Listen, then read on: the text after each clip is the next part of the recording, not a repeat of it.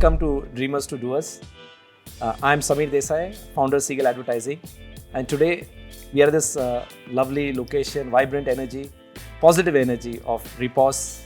Yeah, I have with me today Chetan and Aditi Walunj, founders of Repos Energy, and also husband and wife team. Yeah, welcome to this particular episode of Dreamers to Doers. Thank you for having us. And so to get this started, Chetan, Aditi, it's free flowing. You can express yourself. Yes. And we've seen you for several years, and so nice to see the way Repos has actually shaped up. Yeah, and what I remember, which was a very basic door-to-door delivery from your petrol pump to a few customers. Now you've become a complete tech company. It seems like today I'm in a tech office. Yeah, and you've taken a fuel distribution to a completely different level. Yeah, 5 states, I think hundreds of thousands of liters per day, all through a system-oriented approach. And I understand you also have your own payment system, wherein companies with a bank tie-up can do everything on an app. I'm correct, that's how it's all working. With this kind of an introduction, I'd love to understand how your journey has been and where you've reached. So we started back in 2017, you were aware of it. And before we started, the thought of why do we want to start Repos?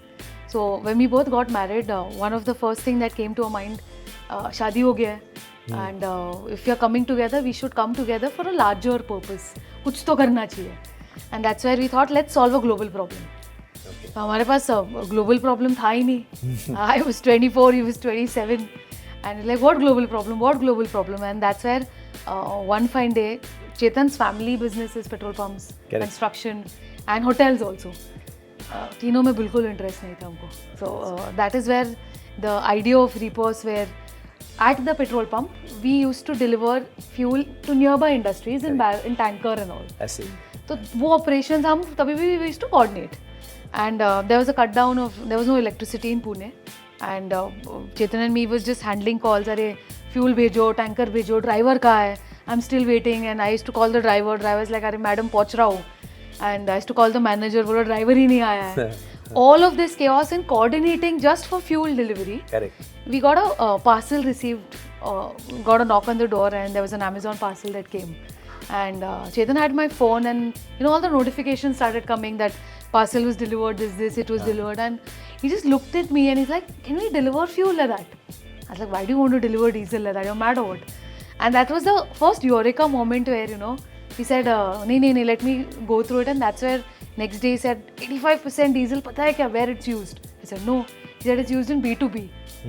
Only 15 is used in yours in my car. And that 85% don't have a systemized way of procuring fuel, storing fuel, using fuel. And then we said, okay, let's create an e-commerce platform for energy. That was the initial idea. Okay, fantastic. You go on a platform, all kinds of energy gets distributed. And he said, yes, we cracked it. We went to his father and, he said, we cracked an idea, SSA. I said, it's a stupid idea. I said, why? He's like, for this, you will have to change the gadget and the policy of the country.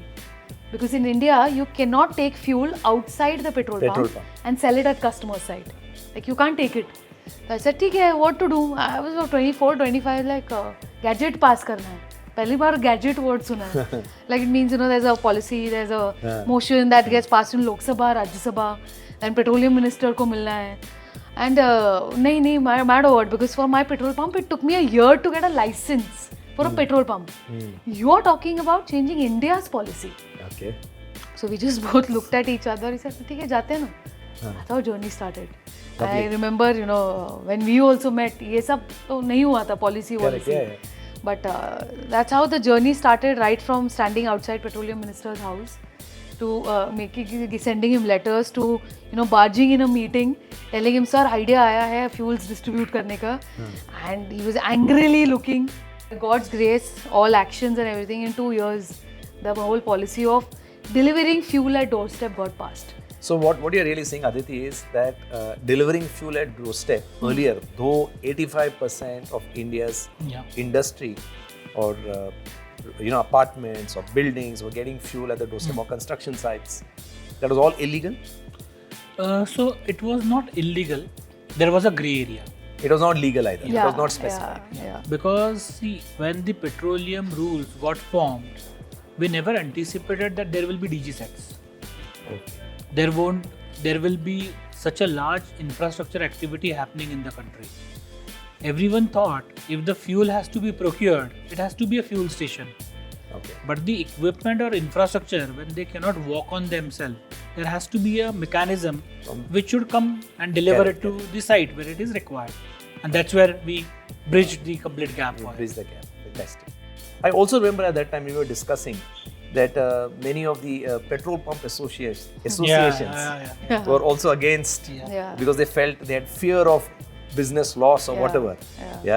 Or they thought they could do this themselves. So how did you overcome that challenge? Or is it still a challenge? That's a very interesting story. So one day Minister of Commerce called us to Delhi. And he was called, so I got an invitation letter from Ministry of Commerce. Mr. Som Prakash sir was the minister by that time. And he said that there are going to be all India petrol pump associations who are going to come. And then I said, I am the single man and I'm going to have Karnataka, Akhil Karnataka Federation. Everyone from India flew to Delhi, and there was almost 50 odd people sitting in that boardroom. The minister was sitting on that side, and the fight started that how the doorstep diesel delivery has to be structured. And all the petrol pump dealers were speaking about how it has to go, when it has to go. There were few things which are still not to be perceived the way it has to be, and all the things were highlighted to the minister. All the dealers were really very against, because they all thought about that, is this a business which is going to take away our business? And the fight was happening between them, and they were just pointing everyone at me that how can someone come with such an asset-light model and disrupt what we have created for years together. Correct. My chance, I said, first let me honestly address that I am myself a petrol pump dealer. So what we are trying to do is trying to utilize your fuel station in a better way by utilizing a technology. And when we actually broke that challenge, that I already have a fuel station. Now what is my way to increase the fuel business? To wait when people will come and fill at my fuel station. Can't I go outside and fill for the consumers who want that? Correct. At their doorstep. At their doorstep. If we look at that, now every fuel station is a fuel supplier. So what we have made sure is the fuel station or the petrol pump associations, they are my fueling partners on the platform. So we are making their fuel station more efficient by giving the consumer what they are needed, a fuel to be delivered at their site. So what you really are is a marketplace for fuel. Yes. And obviously, and like we were mentioning, at the short term it's fuel, and it's actually your long term vision is for energy. Yes. So any kind of energy requirements. Yes. So on one side of the marketplace, and you're a market aggregator, you'll have people who are providers, who are suppliers. Yes. And on the other side, you have people who want that at their doorstep. And that's the connect you're doing. With very high-end, Aditi was showing me around the office, and she's saying, what you're really doing is deep tech into this entire marketplace. So how was that meeting? Did it conclude well? Were the association guys happy with you, or did they get back? So I think most of them are partners today with fantastic. me. So I share an absolute great relationship with all of them. Minister was convinced because the technology is something which the country is heading towards. So today, if we look at the entire fuel delivery ecosystem, we don't deliver a single liter of fuel. Who is the delivery? The fuel station guys itself. The partners. So we are just a platform for them. I remember we had made some communication earlier for onboarding partners. partners. Yes, exactly. And that's what we have been keeping on continuing. Today we have a proud 2,500 partners. Fantastic. All across the country. They share an absolute 2,500 petrol pumps who are partners, who are actually suppliers of fuels, and what you're giving them is incremental business. It's very similar to what a Zomato and a Swiggy is. They don't own restaurants, right? They're giving incremental business to the restaurants. Exactly, we are them. You're in that particular format. Fantastic. It's very interesting to see. I want to ask you, along the way, I know when I walk around the office also, and when I see here, many of the viewers will not sense the positive energy. Okay, but I can assure them that it's phenomenally positive, and that's what Repos stands for, right? And my question to you is, you met some very energizing people along your journey. Yeah. Some of them I think are still part of your journey. Would you like to speak of few of this energy? I see Mr. Tata's photograph. There's a diya also which is burning continuously. I can see many things. I'll leave that to you to just explain. So I'm sure, like you were aware, when we started Repos, the first goal was we need a mentor, because when we were told that this is a policy making business and so you have to change India's policy, we said let's meet someone who's done that, and let's meet someone who's done through business, served the nation and also taken at global levels. So that's where our my first actually official pitch of Repos was, where we both wrote down names of who's your mentor, and the first role model came that whom I want to be my mentor was Ratan Tata sir, and his also came ki Ratan Tata was my role model from childhood. So that was your. So Ratan Tata has been an investor. Yeah, Ratan Tata, when we met him, he asked us, how much money do you need? First question, like after the whole meeting scenario of like how much money you want. So meeting is done. I'm convinced you are doing a great job. He said, so we don't want money. We have a lot of money. Tell us what to do with it. And maybe and then he's like, weird, because startups come to me for money. And he's like, what do you want? So I could not think of because we had never done any pitch. We never knew what should be a call to action to him. And then I said, sir, become a mentor. Will you become our mentor? And within fraction of seconds, he said, okay. I said, sir, you said okay, because people we were told Ratan Tata sir nahi milte hai, nahi aate, very shrewd hai. He doesn't mentor people. I like, sir, how come you said yes? He's like, no one asked me only. He's like, कोई पूछता ही नहीं है कि sir mentor बनोगे क्या? So yeah, so sir became our first mentor even before the policy got passed. So your one message, I'm butting in a bit. Your one message to everybody is, पूछने में क्या जाता है? हाँ, हम पूछते ही नहीं है. Help मांगो. Help मांगो. Fantastic. We are too much tied up in what if they said no. नहीं बोला. हाँ बोला उन्होंने, and we also got shocked. हाँ बोला, अभी क्या करें? We were not prepared for this. So yeah, when Ratan Tata sir came, he's like, now what do you want from me? I said, sir, थोड़ा Tata Motors को बताओ ना, हमको factory set करना है. तो factory set करने से one very important question. He asked, okay, सब गाड़ियाँ सब infra hardware है. I hope you all are making. Remember, we were a tech company when we went and we said, गाड़ियाँ तो नहीं बना रहे, मन में सोचा हमने. And we also thought if we say no, sir will get up and go.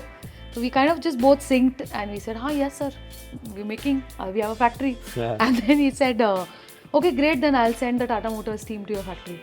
And then we told him help us, so like Tata Motors team will help.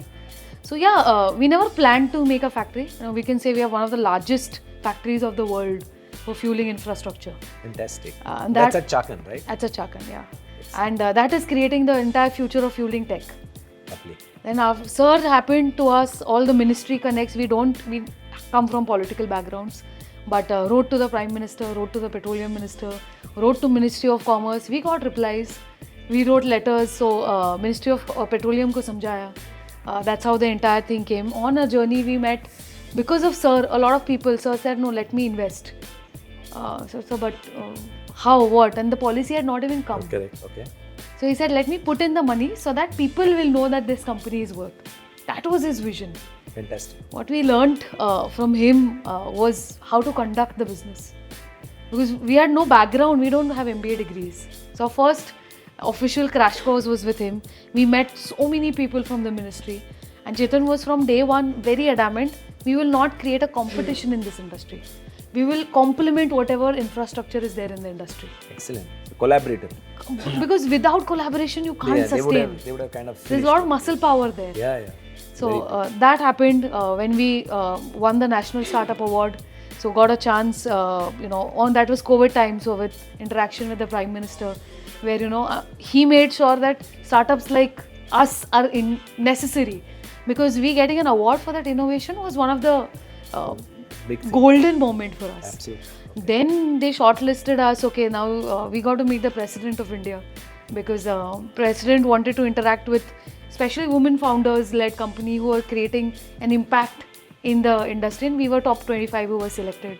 So just understanding, we both we've not built this on our own.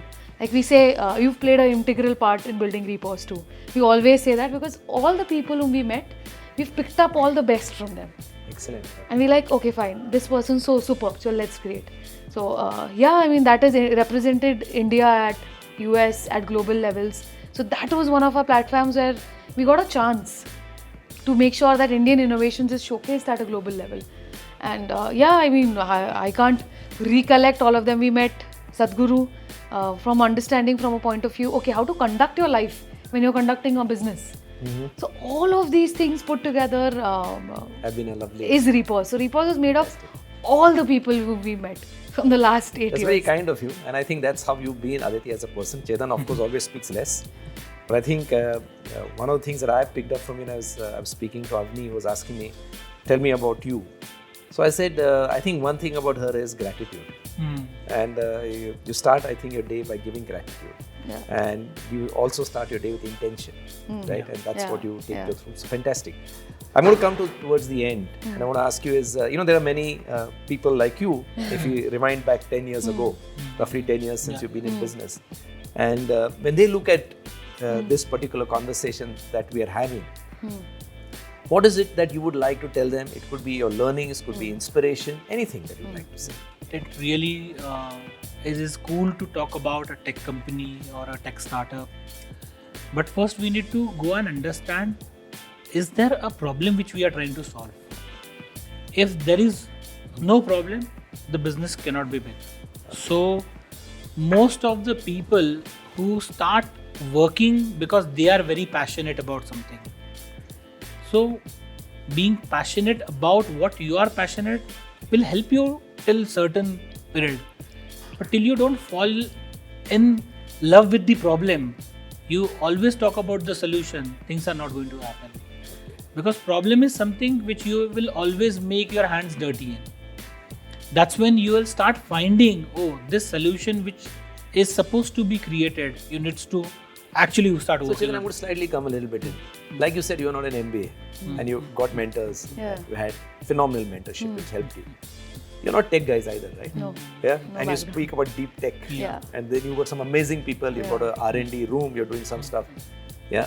So, but if you've identified a problem, right? And you've been passionate, like you mentioned, standing outside even the minister's house, waiting there, and trying to see how you can solve it. So your intense desire, okay, your intense motivation, commitment to solve the problem has ensured that you could get all required people together. So that is one thing which I'm getting from you. Yeah, because see, your motivation has to be a problem. Motivation has to be a problem. Your motivation cannot be growth. Because growth can come, it cannot come. And it is always a wavy curve of your business growth. So sometimes you are at high, sometimes you are at low. But if your problem statement is continuously calling you towards it, I'm sure you will take multiple steps to go and solve that problem statement. Every day we come up with ideas. Arey, mere paas ye idea, mere paas ye idea, mere paas ye idea. And what I've understood, if anything you want to do, the first step always is execution. Because we keep on ideating stuff. We want a perfect plan. We want a perfect GTM. We want a perfect thing. And we don't want to take action. And while perfecting all of this, we lose a lot of time. Okay. So get down. So fail fast. Okay. Try fast. Execute it first. Because you never know until unless you go there, do it, get your hands dirty. Like when you were speaking about tech, the way that tech is built, it's not guided by any, seasoned techie. It is all 99% of the tech comes from Chetan's mind. Because he knows that the problem kya hai. He sochta hai ki aag lag gaya, to what should I do? Then he creates, let's create this tech. The tech team will get it done. So it's very hands-on. You It's have always to solving be. the problem. You have and to get down to doing it. Yeah. And last one of thing, don't get, because a lot of times we are very, we're inspired by the idea of hard work. We're inspired by the idea of becoming founders, or we are inspired by the idea of how a founder will look like. Fantastic. But we are not ready to do what Put it in takes. everything. Okay. Because, we want, okay, if I become a founder, I'll have these cool clothes, I'll have a bag, I'll have an EA, and I'll have this. Lovely office like this. Lovely office. But what it takes is, are you ready to even go and do that entire, even one small thing, acha ye toota hai, office boy nahi hai, chai banane ke liye ready ho kya tum? Are you ready to go and do some work which you are not aware of? Correct. So yeah, I think not getting in that ego of I have arrived, I'm the founder right now. But even today we are ready to stand outside someone's house if the work needs to be done. So not letting that go in the head. So Chetan and Aditi, we've come to this end, but I think it's a very, very inspiring conversation. Thank you. I want to thank you so much. Thank you for coming down all here. your knowledge and experience, and I'm sure it's of value to all the people. So friends, a lovely session, a lovely episode with both Chetan and Aditi. They've both spoken from their heart, given very important steps that anyone can become successful, and these are very inspirational guys. They're doing well. So till next time, till the next episode of Dreamers to Doers, signing off now. Thank you.